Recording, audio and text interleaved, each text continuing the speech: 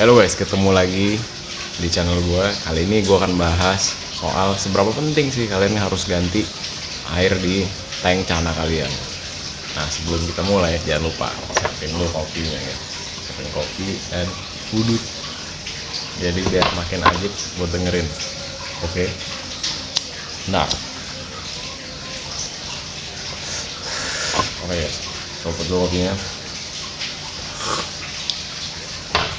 Jadi di video ini gue akan kasih lihat gimana cara gue untuk kuras air di tank yang besar ya, 120 kali 60, dan isinya itu Cana Maru Jumbo.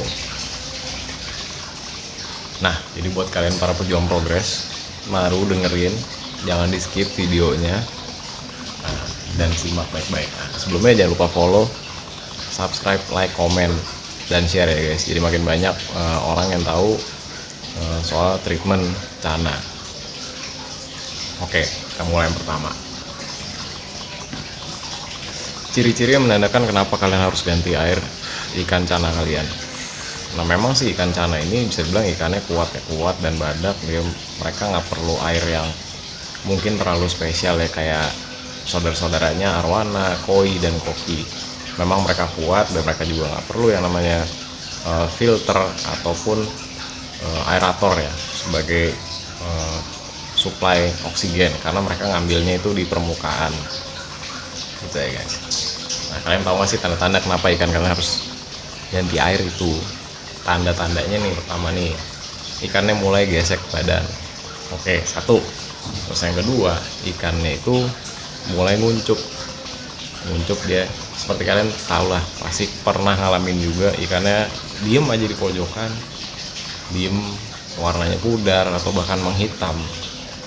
Nah, itu salah satu tanda ikan harus ganti air nih.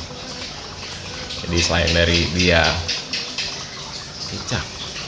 selain dari dia mulai gesek badan, terus dia kuncup, dia mulai gelisah lah gitu.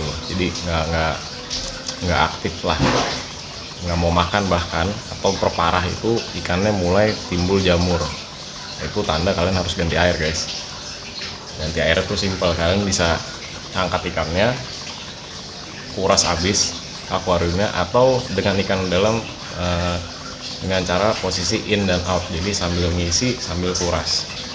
Agak ribet karena pakai 2 selang ya, tapi manapun itu caranya terserah kalian. Tapi kalau di video gua kali ini kalian bisa lihat itu gua kuras dengan posisi ikan ada di dalam.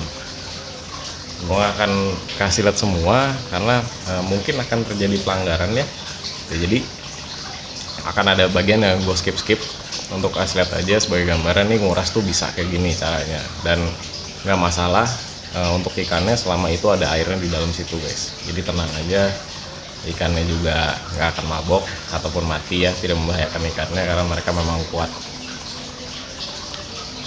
Nah, untuk bersihin akuariumnya sendiri itu juga kalian perlu gosok kacanya, karena bagian dari kebersihan adalah semuanya, nggak cuma airnya jernih, tapi akuariumnya itu harus bersih juga dari alga dan kotoran lainnya gitu. Jadi pastiin bener-bener itu akuariumnya bersih dan nggak ada kotoran tersisa ya guys, karena itu penting juga. Percuma airnya baru tapi kotoran itu masih ada di dalam, karena itu akan jadi sumber penyakit, bakteri, dan lain sebagainya, akhirnya bikin ikannya tuh sakit guys.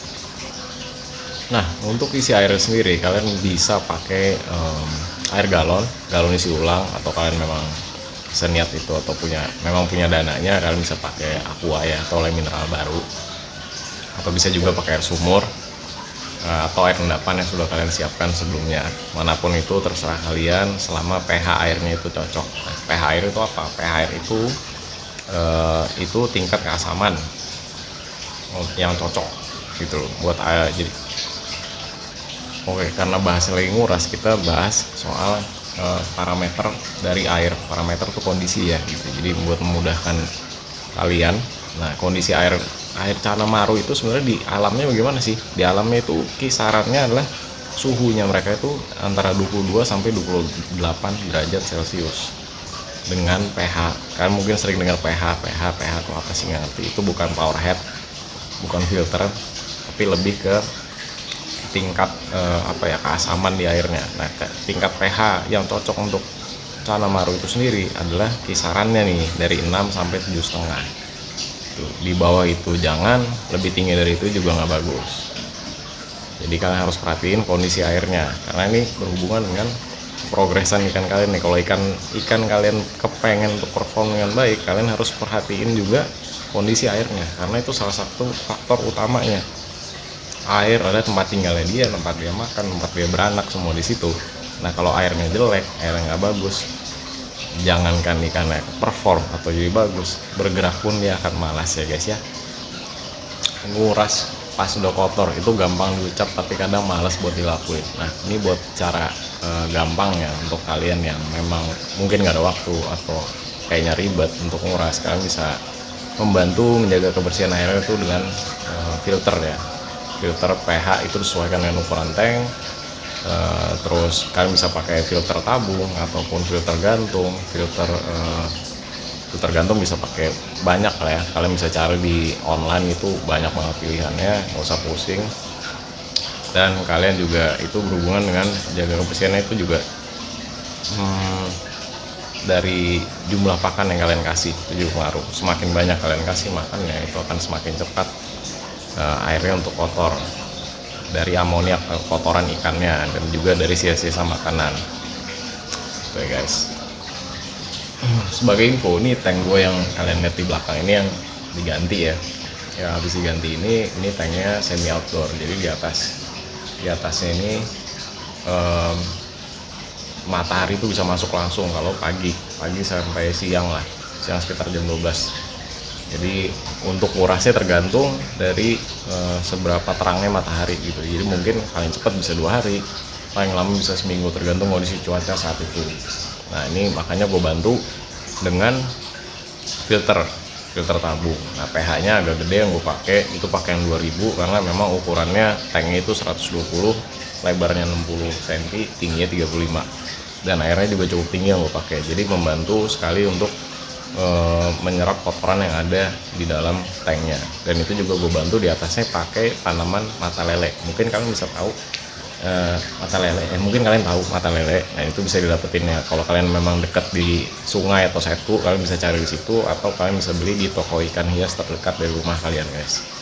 Itu memang tanamannya kecil, tapi itu fungsinya banyak. Dia bisa membantu buat stabilin pH air dan nyerap zat-zat kotoran yang ada di dalam air guys. Jadi sangat membantu untuk kebersihan air dari akuarium kalian.